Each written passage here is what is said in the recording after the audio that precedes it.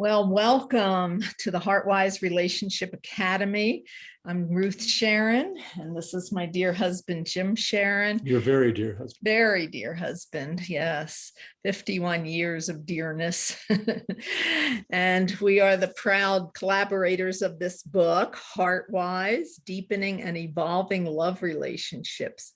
And so we're setting the pace for a new stage in our development. We've named it affectionately Heartwise.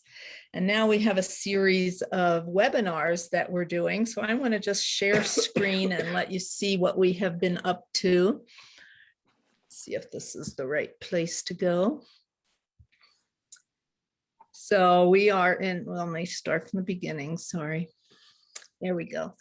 So Heartwise Relationship Academy, this is our wonderful logo based on the book. And I just want to say a quick something about it, that for us, Heartwise is the honoring of each of our distinctions, that we're each different.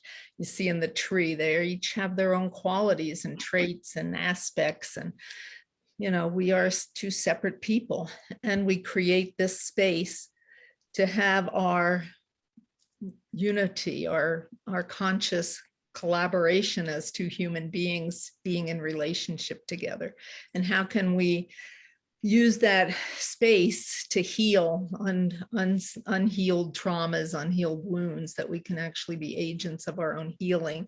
And the little hearts are very hand stitched and delicate because we've all been so wounded. So, you know, some more than others, of course, but we have the bright blue skies of possibility, and we have the deep roots of connectedness to our own lineages, to our joined lineages, and to the human race. So there's some shadow in there we have to pay attention to. So this is the symbol that we're using for Heartwise to designate this new stage in our evolution.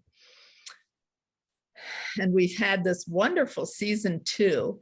We're doing a spring and a fall season. So this is our fall season 2. And these are the people that have participated in the workshops, have led these webinars, and they're still online and they can be watched in the recording form. So you can purchase those, or, oh, I'm sorry, there we go. And here is our dear Andrea Isaacs, who's going to lead us today. And Jim will introduce her in just a moment. So why don't we just take a quick breath and just know we're walking the path. We're walking it each in our own way and together. We're walking the path of our human development and evolution. So let's just take a few breaths.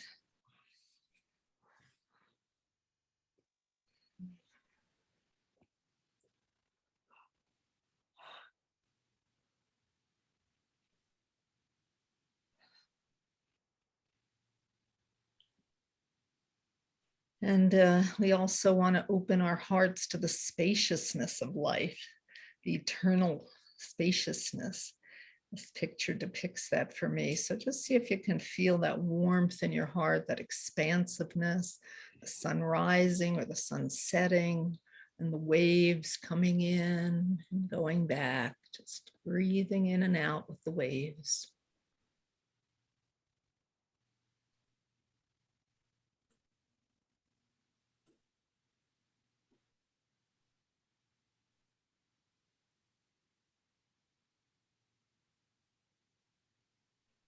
And then just to give some perspective, there's a person down here in the corner. Can you see it in the lower right? It's like life is so big and we can be so little and inconsequential.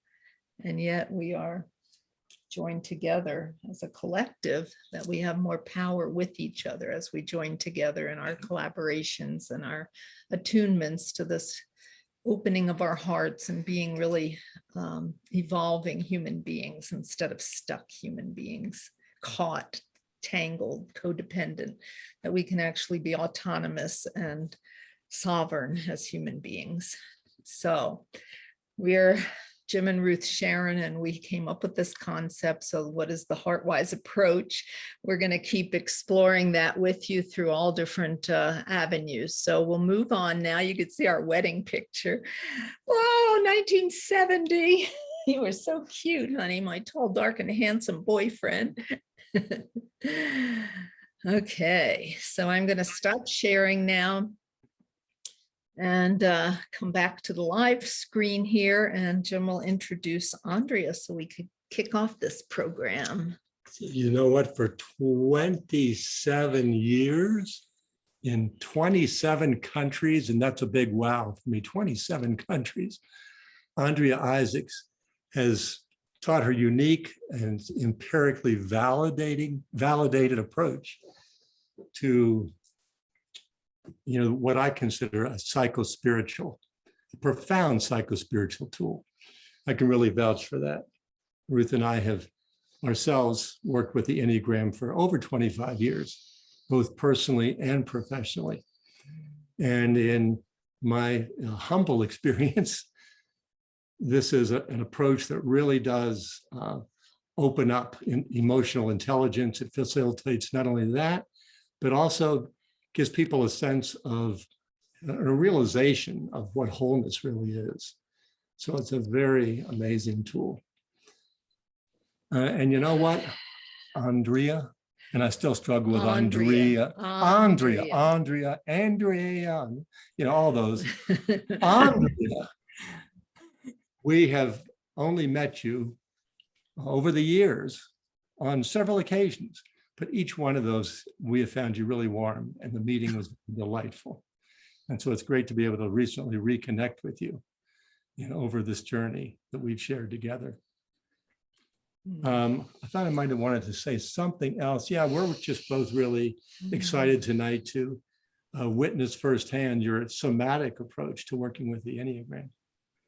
So I'm going to let you add to your introduction, and I'm sure everyone's who is here tonight is going to really, and those listening on the recording as well, really appreciate the gift of this illuminating experience. Thank you so much for that, Jim. And I have such sweet memories of each of the times our paths have crossed. And when I reconnected with Ruth fairly recently, it just felt like it wasn't, just a moment ago that we had seen each other. So I am so delighted to be here. Coming across the Enneagram really did change my life. I was painfully shy for decades, so much of my life. And, in terms of relationship, I think relationships are so important. In fact, I remember the moment a friend of mine asked me this question. It must have been 40 years ago or something. He said, "What do you think is the most important thing in life?" And without thinking, I said relationships. And it shocked him. He was taken aback. He said, "Really?" And I was surprised to hear that word come out of my mouth, but I was absolutely certain. And I still know it's true. And as a shy person, there was a part of me that didn't think I deserved the relationships I really wanted because I was too shy. The people I most wanted to connect with were the ones I was most afraid to reach out to. Those are the ones I was most shy of. Does that make sense? No. But the old patterns for me about, you don't belong here, we don't want you around or whatever, those old patterns were running me. And I had, it's not really a surprise that my first professional career was nonverbal. I was a professional dancer. I had my own dance company. Now, yes, I talked, of course, but I didn't have to talk in front of people. Although strangely, one of the things I loved the most was to come in front of the curtain at the beginning of the evening and greet the audience, say a few words about what they're about to experience. And I was more afraid of those 3 minutes than anything I did on stage. Fast forward to 25 years or so, I did that career for about 25 years. I came across the Enneagram. And I learned so much about why I was the way I was. In fact, reading the chapter on my type, I'm a 4 for those of you who know what this means, and you'll learn more about what it means in a moment. When I learned I was a 4, I was horrified about the dark shadow of my type. So scared. If you're reading a book, you don't want anybody to know you're reading, and you want to put a brown paper bag around the cover of it. That's what I wanted to do when I read my Enneagram book. I didn't want anybody to know that about me. So I went to my first Enneagram training and I dove in. I didn't just do a little workshop. I did a week-long training. And I sat on my butt for 12 hours a day for a week. And I thought, I just want to do the types. And because of my professional background, choreographing dances about people and emotions, I had my dancers really embody the emotions I wanted them to communicate. So they were powerful, authentic and powerful on stage. And I knew this, being able to embody these different types was possible. It was so clear to me. I was sure it existed, and it didn't. So one of the gifts of the 4 is we see what's missing. Now, sometimes that's our challenge, and sometimes it actually is a gift, because I saw something that was missing, which was a way to experience the energy of these different types. Because one of the things I know is that when you experience something, it's bone deep learning. You learn more quickly, and you learn in a deeper way, and it's lasting learning. And that's what we're going to do tonight. We're going to do something that will give you bone deep learning about these different Enneagram types. What happened for me, though, I thought this thing I created, I initially called it Enneamotion. I thought it was about an experiential way to learn this personality system. And then the surprise hit. It's like, oh my God, I'm changing, because I was showing up with more confidence. It's like I believed in myself. And I started to attract the people I really wanted to be friends with or to be in a relationship with. I started being able to respond to people who pushed my buttons in a way that was healthy, where I took a stand for me. And I could discuss it in a way that resolved a situation where both people felt heard. Everything changed. My life changed. Mm-hmm. And it really thrills me to pass this on to other people so you can have this too. Now, you may have gotten, did they get the handouts? You're not, I don't see any heads nodding yet. The handouts will come in the follow-up email. Oh, I see. Okay. And so I'll show you what it looks like in a moment. I would like you to have a piece of paper and a pen handy, or if you like to take notes in your computer, that. The reason for that is you're not going to do a lot of notes necessarily, but I work a lot with short phrases. I like to call them mantras. And I want you to leave this session with 9 mantras that will help you embody more of the gifts of each of these types. Because in my opinion, the Enneagram is not just about what your type is, though we all have one, and it's not going to change during our lifetime. What we can change is how much and how little we have the gifts and the challenges of all of the types. And that gives you emotional flexibility. That is your key to emotional intelligence. That is essential in showing up in relationships in a way that honors and reflects your best and highest self. So you can really have the relationships you want and nourish them when things come up and you get challenged. They can be nourished instead of challenged or even ended. So I am going to share my screen and we shall begin 9 keys to relationship mastery with the Enneagram. I don't know that you know the Enneagram. I'll say a little bit about that. This is what your handouts look like. So when you get it, it has 1 box for each of the Enneagram types. So not having that, just taking notes anywhere. The intention is to have all these phrases on 1 piece of paper so you can look at it and be easily reminded and then practice. So Ennea means 9 in Greek, and it's 3 symbols. It's this outer circle, it's a triangle, and it's what I like to call a 6-pointed star. And each of these points on the outer edge represents an Enneagram type, and they have predictable gifts and challenges. And there are numbers around the outer edge. There's no hierarchy. One's not better than 9 or vice versa. They all have gifts. And in my opinion, we all really need and can actually have access to the gifts of all of them.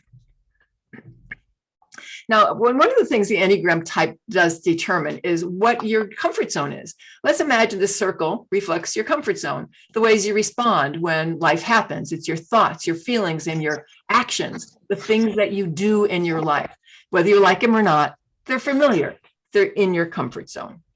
And now what happens when you want to change something? Maybe you don't want to be critical of your partner, or maybe someone's critical of you and you don't respond in a way that goes so well. Or maybe you're wanting to grow and do something new and different. What happens is we hit the edge of our comfort zone. It happens every time we want to change something. By definition, if we want to change something, it's something we haven't done before. Maybe it's my confidence was outside my comfort zone. I'd hit the edge of my comfort zone and boom, I just kept going back into my old patterns of being shy. They don't care about me. That wasn't serving me at all. And so you do something that actually creates a new neural pathway, because we all have neural pathways for every thought, feeling, or action we've ever done. And that's great. if the patterns you've been repeating a lot are confidence or speaking up for yourself or patience. If you have a pattern of, say, being shy or angry unnecessarily or impatience, and you get that way a lot, think of your own patterns. The patterns, the way you respond when your buttons get pushed, for instance, those are in your comfort zone. And if we want to change one of them, and when we do, that comfort zone gets bigger. The hardest thing to change, by the way, is the dark shadow of our core type. Anyway, growth is, I believe, a matter of expanding your comfort zone more. And I believe we can keep expanding it as long as we're alive. I think life is an unfolding journey. So what I've done with the Enneagram, here it is on the left. On the right, this is what it looks like when you take my EQ quiz. And Ruth and Jim have the link to my quiz, which you'll get a little later. It takes 5 or 10 minutes to do, but this is what we see, what I see when I look at this. Each Enneagram type, which you see with a number and a name, has a slice of pie, so to speak, this being a pie chart. Each slice of pie has a green score and a red score. And the green score reflects the gifts this person has in each area. And the red score reflects the challenges this person has in each area. And a gift is any high green or low red. A low red is a low challenge. A whammy, I like to call these challenges whammies. A whammy is any high red, which is a strong challenge, or a low green, which means not having the gift. So just briefly, I'll say something about how this person would show up in a relationship. Well, this person has a hard time speaking up for what they want. I see that in the combination of the red scores for 9 here and for type 2 here. Not asking for what they need. We'll go more into each type later. They don't have the confidence, as type 8. Their green score, they don't have the confidence to stand up for what they want. And so how do you think that's going to impact a relationship? Not so well. They'll feel like no one cares. It's like, I'm not even here. They can't really even know what they want because they're so used to not asking for it, as if they weren't able to. And so they don't. They just stopped even asking themselves what they want. And strangely, it could be that what they want is right in front of them, but their ability to receive isn't working. I could say so much more about this, but I want us to get into the experiential part of our time together. I love pictures of neural pathways. I think they're beautiful. Some people think they're creepy, but I think these are beautiful. We all have them. We have these for every thought, feeling, or pattern we've ever done. And again, think about those patterns you do a lot. It's just like when you go to a gym and you work out and you do your reps and you do have your weights and you do your reps, what happens to your muscles? What they have, they get bigger and stronger. And again, it's great if they're patterns you love, and people think change is difficult because they don't know how to create new neural pathways yet. And brain science has shown us that we can always be creating new neural pathways. And this is how I do it. It's with an embodiment piece, which is the mudra, which is traditionally a prayer or meditation position, and a mantra, which traditionally is, it could be a phrase like Om. It could be a phrase in Sanskrit about health and well-being of my family or the safety of my home. I take a lot of creative license with these Sanskrit terms.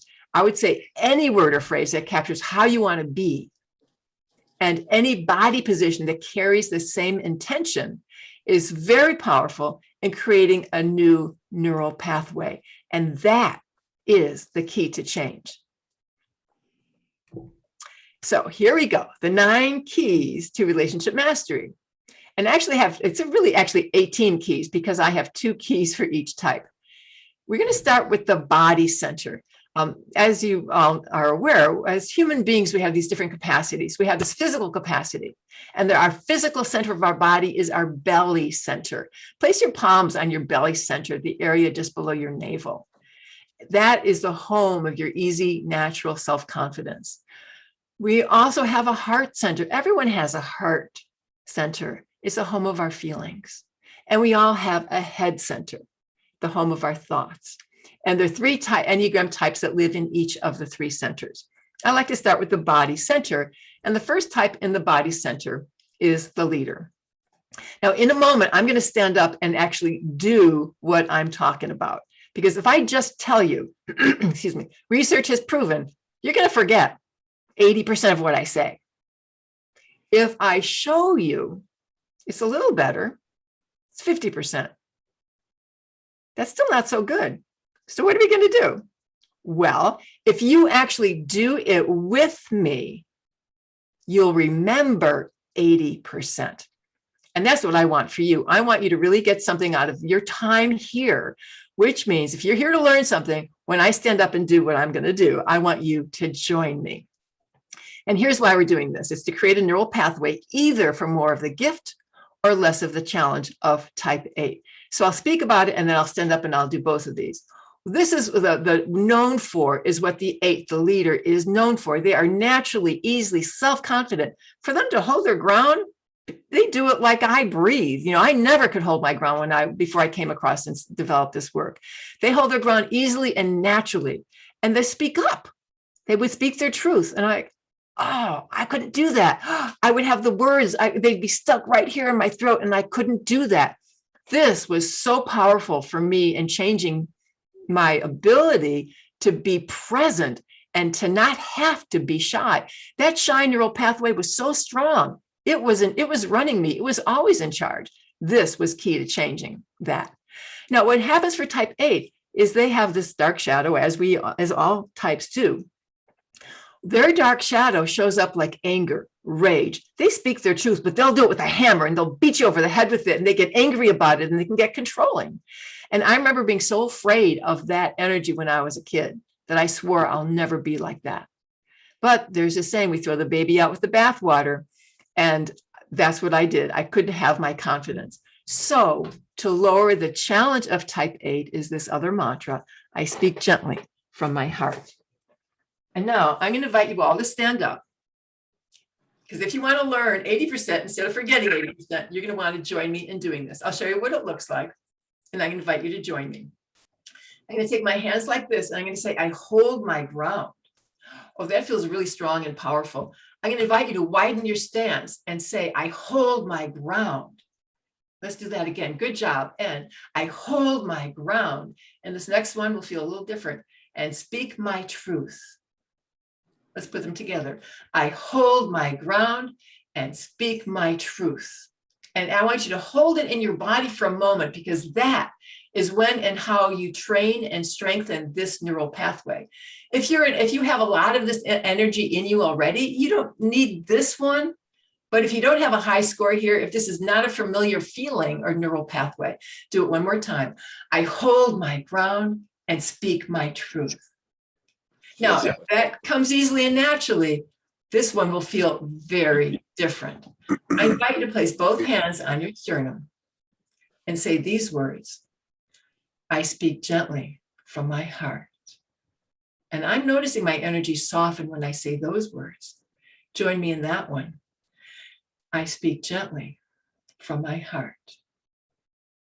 I speak gently from my heart. This is so important, especially if someone hurts your feelings or you're angry. Do this first, say it quietly in your mind, energize that neural pathway, and then speak your truth. So what I'd like you to do is, on your piece of paper, write down the mantra that you most want, that would best serve you and your relationships. Now, you can also mix and match. You might want to say, I hold my ground gently and speak from my heart. I'll give you a moment to do that, and we'll go to type 9. Type 9 is called the peacemaker. Of course, their highest value is their own inner peace. They value that so much that they'll go with the flow. That's what they like to do. They'll go with the flow, they'll get along. And sometimes they compromise. It's easy for them to compromise because they want to get along. It's hard for them to bring up a challenging topic because they don't want disagreement. The value they have, the gift that we could all use more of, is to have that calm that 9s have so easily. So if you're hurt or you're angry or you want to bring up a difficult conversation, this is so important. I like to take a big breath in and then say, I have calm inner peace, no matter what. Join me in that one. Big breath in. I have calm inner peace, no matter what. One more time. I have calm inner peace, no matter what. Now, because 9s do that so often, it's really hard for them to speak up about what they want. because they don't want to make waves. What if what I want is different than what you want? Maybe I should keep it to myself and just do what you want. The accumulation of that, the accumulation of compromising makes me feel like no one cares what I want. No one cares what I think. It's like I don't even matter. It's like I'm not even here. I might as well be invisible. And nines take that on. And or if you have a strong red score, you don't have to be a 9 to do this. This next mantra is really important. I'm going to say these all at once. You can mix and match them. If you just want one of them, just do that one. I am here. What I want matters. My opinions matter. What I feel matters. I matter. I am here. What I want matters. My feelings matter. My opinions matter. I matter. What do you want to cultivate more of? I'd like you to take a moment and find a phrase that you can write down so you can have either more of the gift or less of the challenge of type 9.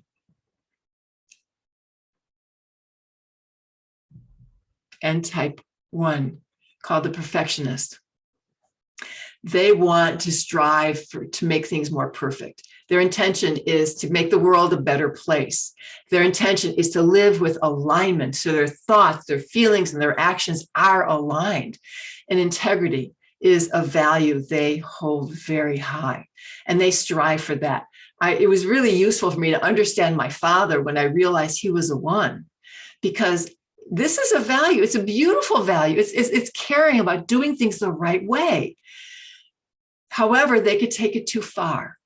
It's like the gift gone wrong. And then when things don't go well, they're so hard on themselves. Oh, I messed up again. The littlest thing, there's a horrible mistake. I've got to stay up all night and fix that. Or they'll criticize others. You messed up. You did it wrong. And they always see what's wrong. I worked with a CEO of this organization, and his team was afraid of him because all he did was he noticed what they did wrong. And notice if that happens to you, if you criticize your partner or friends or someone you might be hanging out with or family member, if you criticize them, how does that go? Or if they criticize you, how does that go? Probably not so well. So this is this phrase is such a good one for letting go of that criticism. Let's do these together. So the first one, my thoughts, feelings, and actions are aligned. I have integrity. My thoughts, feelings, and actions are aligned. I have integrity. My thoughts, feelings, and actions are aligned. I have integrity. Yeah, just notice that feeling in your body. Feeling in your body is so important. That's what creates and strengthens the neural pathway. And now this next one, I do this all the time when I feel like I've made a mistake or something went wrong. I say, I'm perfect enough. I take the criticism and I just kind of throw it out. I take it from my heart and I toss it aside and I make myself asymmetrical. Ones usually like symmetry. Things are perfect when they're symmetrical, right? So I intentionally go asymmetrical. I'm perfect enough.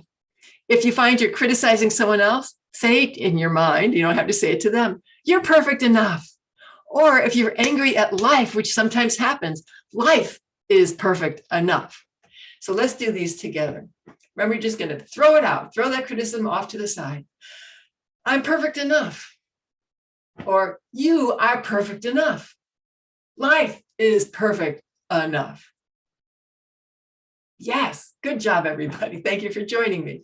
So I want you to write down on your piece of paper which one of those or a combination that would best serve you and how you show up in relationships. We all have different amounts of the gifts and challenges of each of the types. And this really increases your emotional capacity, your range, and your flexibility, so you can be your best and highest self, no matter what. And now we're moving to the heart center. Type 2, the nurturer. One of the things they do so easily, so naturally is reaching out and connecting to other people. And they're really aware of other people's hearts and what others need. They're there for them. They're givers. They help. They nurture. they take care of. And they don't even need to be asked oftentimes because they just know what's needed. It's such a gift. And the other thing that they do so easily that's useful to do in relationship, it's so easy to be habitual in our patterns of daily life. If you intentionally do, especially the second part of this phrase, I reach out, that's actually a deliberate action. Twos do this naturally. Some of us introverts don't do that naturally. We have to remember, oh, I could reach out to someone. Oh, I could make a phone call. Oh, like it's news, right? Of course we can. But if it's not a pattern for you, this would be good to practice. I reach out. And this next one is so sweet. What if you imagine you look, try this with your hands, just literally open your heart space. I reach out and open my heart to you. I reach out and I open my heart to you. I reach out and I open my heart to you. There could be a feeling of vulnerability in here, and that's okay. If you trust this person and you want to open your heart and you want to cultivate a relationship or deepen a relationship, yes. Now, the challenge for twos is they're so used to knowing what someone else needs. They're not used to receiving. In fact, it's one of the reasons it's hard to receive is they don't even know what they want and they don't ask for it. And then they might wonder, why is so-and-so not there for me? After all I've done for them, and they're not there for me. Well, not everybody is psychic. Twos have a bit of that intuition about what others need, but the others don't know. And so the two in us, we all have a bit of this. We have to ask ourselves, well, what do I need? Oh, I don't know. Well, ask yourself again, what do I need? Find a way to articulate it. Put it into a question. Make the request. And then there's another step after you make the request. It's to receive. That's a deliberate act also, especially if you're not used to receiving. So here we go. It might look something like this. I ask for, I know I'm bringing it in and receive, bringing it into my heart, your love, help, and support. And feel something landing right here in your heart center. And we'll do that again. I ask for, that's reaching out and bringing it in and receive your love, help, and support. And bring it in and let it land. I ask for and receive your love, help, and support. And let it land there. Beautiful. Yeah. It's when you let it land that you're able to fully receive. And that's such a beautiful thing when you start to experience that, if it's new for you, if you haven't done it. Type 3, the achiever. One of the things they do naturally is there's no doubt they deserve their dream. They believe in themselves. They know they deserve it. They know what the dream is. They know the steps, the sequence, the timing about how they're going to get it done, how they're going to achieve it, and they're going to accomplish it. I had a really close friend when I first came across the Enneagram who was a 3. And I remember saying to her, Paula, how do you be you? And she said, what do you mean? And I said, well, and I gave her this list of all the things she did really well. And she said, well, I don't know. I just believe in myself. And I was like, wow, what a phrase. And so I took that on as my mantra for 3, because as a 4, I didn't think I deserved my dreams and I did not believe in myself. We'll do these together in a moment. Let me say a little bit about the challenge here. The challenge for 3s is they get into go mode, accomplishing their dream and their tasks and their to-do list and their goals and their objectives. They get so busy that if you need their time, especially if they're in the middle of something, they can feel like, I just don't have time for you. I don't have time. It'll slow me down, or I won't get where I want to go. I won't accomplish my task by 5 o'clock or whatever. And it starts to feel like to the other person, like you have no compassion. So for them to take on this next phrase, I value and take time, is something that will lessen the challenge for the 3. So now I'll back up and do them both together. I like to stand in a wide stance and my arms are just going to go down and out. And I'm going to say, I believe in myself. And I invite you to join me in that. And I believe in myself. And remember to feel it in your body, because that's what creates and strengthens that neural pathway. Once more. And I believe in myself. Good job. Yes, yes, yes, yes. Beautiful. And the next one will feel a little different. I'm just going to bring my hands to my heart again. And I might reach one palm forward and I'll say these words: I value and take time for you. Do that with me again. I value and take time for you. And feel the meaning of those words in your body. Once more. I value, feel that, yeah, and take time for you. And I want you to write down on your piece of paper one or the other or a combination of the two that captures what you want more of. And then you'll have your practice sheet, because the more you practice these phrases and feel the meaning of these words in your body, the stronger your neural pathway gets, the more you expand your comfort zone, the more you can respond in a way that's harmonious and effective when someone or something pushes your buttons. Type 4, the individualist. One of the gifts 4s are known for is this incredible emotional breadth and depth. There's hardly a feeling they haven't felt. And because of that, one of their gifts is this deep empathy and understanding of other people. They're also known for this being extremely creative and out-of-the-box problem solvers. One of the things that happens for them, though, because of this deep range of emotion, those darker emotions, which we've all had at different times, they have a tendency to stick like Velcro. And then we get this story about how tough things were. It was really worse than what I just said. No, let me add, there's more to it. But wait, there's another side of the story. Well, you didn't hear the half of it yet. And then there's this, oh, poor me, victim mentality that the 4 takes on. And what happens is every time we tell the story about how horrible and difficult it was, the stronger the neural pathway gets, the more we get stuck in our story. So I'm going to back up and do both of these. I have empathy and deep understanding. Oh, you know what? I want to change this one. I want to change this. I have emotional breadth and depth. It's quite similar. Join me in that one.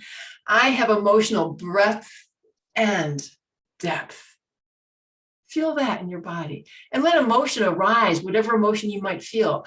I have emotional breadth and depth.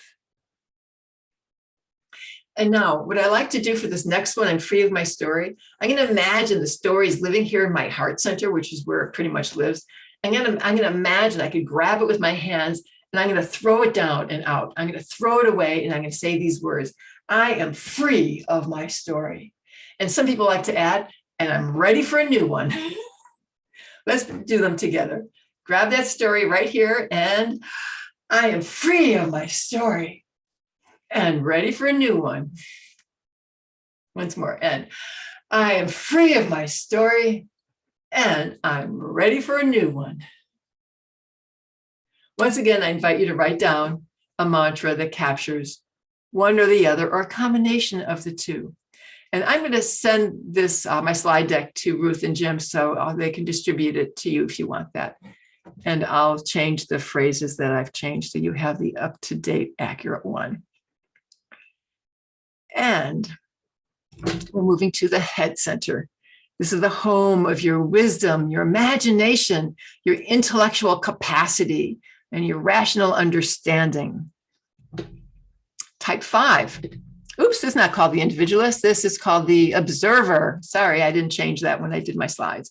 The observer. One of their gifts is to notice everything. And once they find a topic they're interested in, which is usually an unusual area of knowledge, they'll go deep into it and they want to understand, fully master this body of knowledge before they do anything about it. And so they do have this incredible focus and ability to concentrate. Now, their challenge, though, is they could get so intently focused on figuring it out, just leave me alone. I got to figure it out. They forget there's a world out there. Oh, there are people out there I haven't talked to my partner in days or weeks or whatever. I haven't made a phone call or been outside. They just forget they have a body and they don't feed and water it. So their challenge is to be in the world. I invite you to join me in these two phrases. I have steadfast focus and concentration. And I want you to feel like all the cells of your body are narrowed down to one point. And again, I have steadfast focus and concentration. And once more, and I have steadfast focus and concentration. Now imagine if you did that all day long, you might need this next one. So I'm going to step back, and because this has a step forward. I can be in the world. And when I do that, I feel kind of vulnerable, like you're actually seeing my heart, which fives might want to protect. I can be in the world and I let you see me. And just stand there for a moment as if you are being seen and that it's okay to be seen. Let's do that together a couple more times. And I can be in the world and I let you see me. Feel that in your body. And once again, I can be in the world and let you see me. So once again, write down one or the other, a combination that will help you cultivate something that you want more of.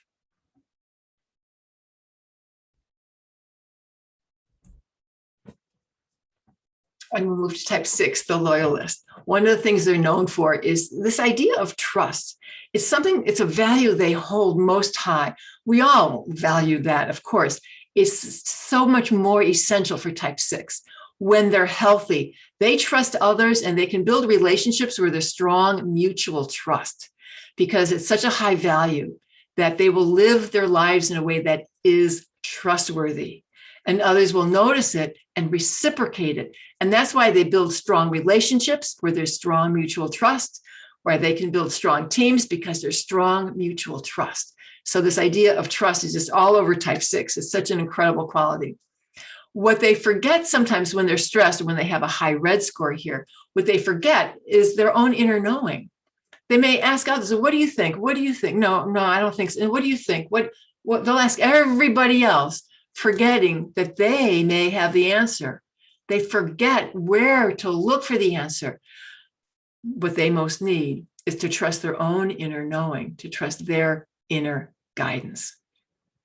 So I'm going to back up and invite you to join me. First is, I am trusting and trustworthy. I am trusting and trustworthy. I am trusting and trustworthy. And now this next one, when you forget that you know, this is really good for reminding you that you do have an inner guide. I trust my inner guidance. Join me in that. I trust my inner guidance. And once more, I trust my inner guidance. And I invite you to write down one or the other, or a combination of the two, that best captures what you most want. And we'll move to type 7, called the enthusiast. Well, the enthusiast implies what they're known for. They are the positive reframer. A value they hold high is joy. And they don't want the struggle, and they don't want the drama of the emotion. They just want to have a good life. And they know what it will take, and they'll plan things to make sure that life is good and filled with good adventures, or the right fun restaurants or fun adventures. Their joy is so palpable, and their laughter comes with such ease. They're also great idea generators. They love to brainstorm ideas. They may not be good completers, because they can get bored if they stick to the same routine or something, but they're amazing idea generators and also innovators. One of the things that they're known for, and I didn't used to think this was a profound value, this thing about joy, but you know what? If you're not happy, why bother with this thing of life? Like, what are we here for? I think we're meant to have happiness. I really do. This has become a value for me. So this is what we'll do that in just a moment. However, they can get so busy consuming life and consuming this activity and this and this and this and this, that they are just exhausted, and yet still trying to consume life. And what they most need is to stop and to be grateful for what they do have. So I'm going to demonstrate these two. And again, I invite you to join me. I fully feel joy. Join me. I fully feel joy. Feel that in every cell of your body. Yes. And once more. And I fully feel joy. Just let it burst out through your fingertips. Yes. Yes. Thank you. And what the 7 in all of us most needs, I stop, I fill with gratitude, and say thank you for this life. Join me in that one. I stop, fill with gratitude, and say thank you for this life. Once more, I stop. Oh yeah, we can stop. And I fill with gratitude and say thank you for this life. And once again, I invite you to write one or the other or a combination of the two of what you most want that will best serve you in relationships and in life.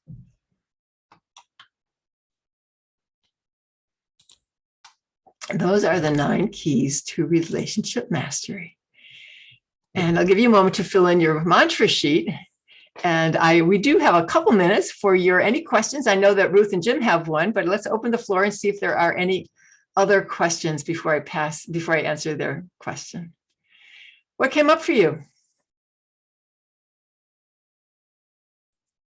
Robert. Yeah, is this like a practice that you do like daily, or it's sort of like going to the gym and working out? Is that how you view this process? Or yeah, well, I love your question, and I have so many ways to answer that. Yes, it is a practice, and when I first learned it, and which is what I recommend, which is why I want you to have all your mantras in one piece of paper, to take your piece of paper, maybe it's on a counter or a shelf or on the bed or somewhere where you can read it at first because you won't have it memorized yet, and to do it every day. It only takes like a minute or 2 at the most to do all 9 of them, because the more you practice, the stronger the neural pathways get. A great time to practice is before you go to sleep. It's when the door to your subconscious opens, and it's a great time to imprint something new in your brain. So sometimes I'll say that sometimes there's one mantra I'll really need, like I believe in myself was a song. There's a Celine Dion song, I believe in you. I would repeat that. I believe in me. I believe, like I would hear that song and I'd go to bed saying, I believe in myself. I believe in myself. I believe in myself over and over and over again. And when I would wake up in the morning, it was like that song I couldn't get out of my head. And it sang me awake. I also bike every day. And it's so habitual because I've been doing this for 28 years now. As soon as I get on my bike and my first pedal stroke, something starts chanting to me. And I have one theory, I call it it's like a chant, I guess. It has about 12 or 15 phrases in it that I habitually do on my bike. So as soon as I do that first pedal stroke, I start it. But then I become playful with it. And I do riffs. Riffs, is that what you call them in jazz? I do a riff on, one of my clients came up with this phrase. How was it? I'm excited, inspired, and empowered. I'm excited, inspired, and empowered. I got off the call with her and I was excited, inspired, and empowered. So I got on my bike and I'm chanting that one. And then I'm empowered to empower. Yeah, I'm empowered to empower. Empowered to empower. I empower. I'm empowered to empower. I empower. So I get playful with it. And when you're playful with it, then it just keeps going and that neural pathway just gets stronger, stronger, stronger. And then I'll just say one more thing and then I'll pause. Another thing I'll often do is sometimes there's one of them that I really need. So sometimes I'll say practice one of them in particular on an as needed basis. I hold my ground and speak up for myself is so incredibly important for me. When my 40 years of shy, I just needed that so badly. But what I really recommend is to do them all because you never know which one you're going to need. But you really, how long does it take before you feel like you're connected to these mantras or, That's a really great question. There's, of course, more in my course, which is in the relationship platform here in the HeartWise platform, the Relationship Academy platform. Some days you're going to wake up and you'll do it, but you're not in the mood, or so maybe you're not feeling, the So spirit. I have a shortcut, which is sometimes it's not like, let's see, do I need my 3 mantra or where I don't like my 5 mantra? I mean, it could get like that. I totally get it. Sometimes if you wake up and you're not in a mood you want, ask your body, like, what is my body feeling? Well, I feel kind of crunched or small, or maybe it's nervous or shaky. And you have to turn the volume up, like really feel what you think you're feeling, whatever it is, like just notice it. And the reason you turn the volume up and exaggerate it is that's when your brain starts to get what you're doing to yourself. That's what we do to ourselves. And then ask your body, what would you rather feel? Well, some version of this is usually what it is. And then you can anchor it in your body with a mudra, which now you know how to do. And maybe the mudra says, I move through life with ease and flow. Maybe that's what it is. I don't know, have your body inform your mind. I move through life with ease and flow. And then all the struggle I woke up with in the morning just kind of dissolves. So in the course, I talk a lot more about customizing these, which really helps how you practice. Is that helpful a little bit, Robert? Yeah, definitely. Yeah, I get it. Okay. I can see how it can be beneficial. Yeah. And if you don't like one of the mantras on the list, I mean, there's zillions of ways to customize them. Find a phrase of, well, what do I want to feel about nurturing or being there for someone else? Sometimes I just the fake it till you make it. Well, you know what? There actually is some validity to that. I don't like fake at all. I like authenticity. However, when you're acting as if, it's the acting as if principle, you're actually creating and strengthening that neural pathway. One of my friends named Faith says, faith it till you make it. Oh, I like that too. No, that's better. Yeah. So I have a quick question because our time's almost up here. This has been fabulous. I love this so much. I'm a 2 and I'm just eating it up. So thank you. So I have a question. Jim and I have studied the Enneagram for many years, and I just wonder what your commentary might be. I'm a 2, he's a 4. What do you see? Okay, so much I could say. Let's see. So some of the gifts that Ruth you have are you might know what he needs and you'll do it for him. And sometimes, Jim, you might really appreciate that. Sometimes it might be too much. She might be helping you in a way that you don't want. So what could be useful? You did address me today. Thank you. What could be useful? I mean, she just wants to be there for you. It comes from a really good place. And I know you know that, but it could be useful to say, well, that's enough. Instead of, I don't want your help right now. That's enough. I got this. Her gift is a beautiful gift. So we don't want her not to be her gift. We want that, but there's a limit. There's always the gift gone wrong. One of your gifts, Jim, is your emotional capacity and your ability to understand her. One of the things that would be helpful it's really hard for her to know what she wants and to ask for it. What could be useful for you is to ask her, what do you want, Ruth? Or what do you need? Oh, that would be wonderful. Because she's not used to knowing. And then this is a really important next step, after you ask her, if she has an answer, and it may not come easily because she's not used to asking herself, just to stop and wait and say, no, I'm waiting for you to reply. And Ruth, you just keep asking yourself, what do I want? What do I want? What do I want? What do I want? I don't know. Something will bubble up. So there's so much more. Let's see. One of the gifts that you have is bringing your awareness into your heart. And she's more aware of how you're feeling than how she's feeling. So again, asking not just what do you want, but bringing her into her heart. Now, because you're doing Heartwise, and I know all the work you've done, you know your heart. It may not be the first go-to, but you do know it. And it's one of the really sweet things about the 2 of you is the awareness of the other, which is natural for the 2. And the 4's awareness of their inner world, which is natural for the 4. And so for Ruth, for you to have more of what he does naturally, to go in and to explore the inner world. And for Jim, for you to bring your awareness more out, because I know as a 4, it's a different thing to notice, so what's going on today? Are you here? Hello. Because we get so absorbed in this inner world, which is so fascinating, we think. I guess that'll do it for right now. That was really helpful. That's amazing that you were able to rattle that off. Could they have said any pairing And you would have been that Yeah. wise sage. Wow. Well, and what really helps too is when I see your quiz results, it's awesome what I can interpret from a quiz that takes you 5 or 10 minutes. Mm. Yeah. We're looking at the eqquiz.com. It's in the chat box. If they got here after we put it in the chat, they won't see it. Yeah, I don't have it. Okay, so http eqquiz.com. Well, you'll get it in the email that follows. We always send an email after the webinar with the materials and the contact and all the gifts of the presenters. So we've got a wealth of information here. Thank you so much. We did, and I know you have a basketball game to go to. I'm going to a women's basketball game, but I want to be here for a little bit of your conclusion, so I'm not running off just yet. Okay, well, we wanted to thank you so much. And we also know that your course is in production right now. It's with the film production company who's editing and putting it together. So we'll be launching that soon. So look for Andrea's course. Now, I thought that was just laser tonight, and I'm sure you'll embellish that. The laser is really effective. Oh, thank you. Thank you. Clarity of that. Mhm.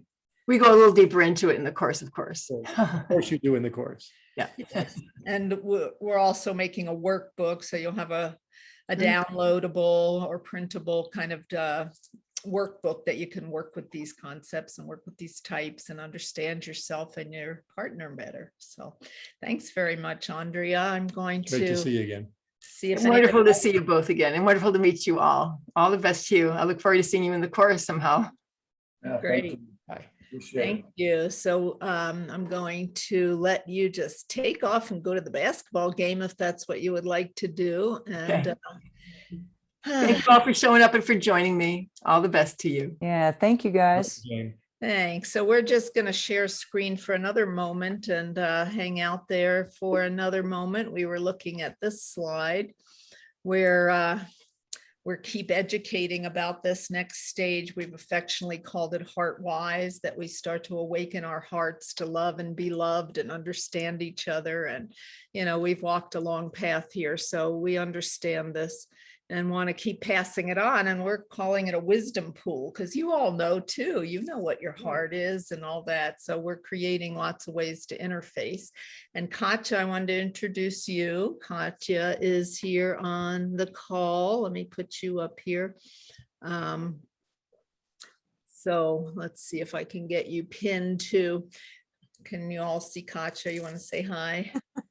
Hi, everyone. Yes, I am the Director of Community Support, and I am also facilitating our Love Ambassadors. So if you would like to be a Love Ambassador and learn more about being a member of the Heartwise Wisdom Pool and promoting the courses and spreading love across the world, please do let us know. There is a 10% commission on all the registrants that you bring to Heartwise. Please reach out to me at info@heartwise.us, and I would love to share the information with you and get you on our Heartwise team.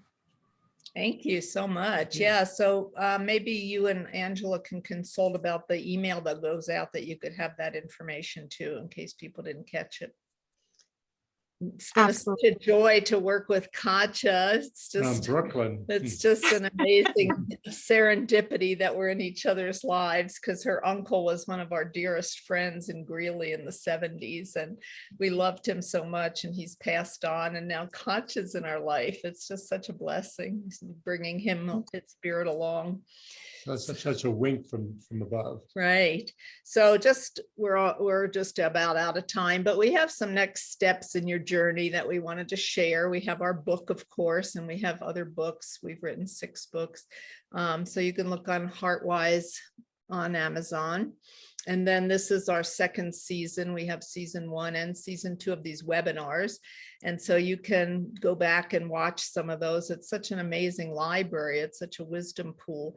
I just feel called to this. This is a real spiritual passion gift for passion project for me. So I love collecting this wisdom and having a home for it at the Academy. And Jim and I also love to do podcasts. We call it Give Your Love Life Some Love. This is one of my domains, and it's a lot of fun for me to be a bit of a radio announcer, if you will. So we each have certain things we're bringing to the party here and combining synergistically. Yes. So listen to the podcast if you like. We have people that are authors in the book. The book is a compilation of 16 chapters of different love experts. So you get different voices and different approaches. And then we also have interviewed people that are these webinar leaders too. So there's a great catalog of webinars to listen to. And then I think I have one more slide. Yes. So we're using heartwise.us. That'll take you into the portal. And on Facebook, we have a Heartwise Relationship Academy business page where we announce things. And we also have a community page. And Katja's helping with that. She's helping to link up participants and presenters and course creators and build And your community. comments, right? Because it's so important to have feedback from other people, not just the so-called experts. We're all experts in certain ways. Yes. Truly, this is a good basis for why we're doing this work, is to bring everybody's voice out. Yeah, and you can see we've had years of experience, and then we love supporting the new people coming up and, you know, just building this community of committed couples or singles who are really hungry for the relationship of their lives. So that's what we're doing, kind of around the fountain of life, and building Bronchitis, yeah. a feeling of abundance, that love is abundant, love is never ending, and we can just call on the qualities of love at all times, and that's what helps us feel heart-wise. So we're going to end here, and if anyone has a question or a comment, you're welcome to stay after, but we'll complete the recording now. So thank you all for being here, Great and to see a lot of you. Mhm. we hope that your evening goes well. Thanks for being here. Thanks, you all. Thanks, Jim and Sharon.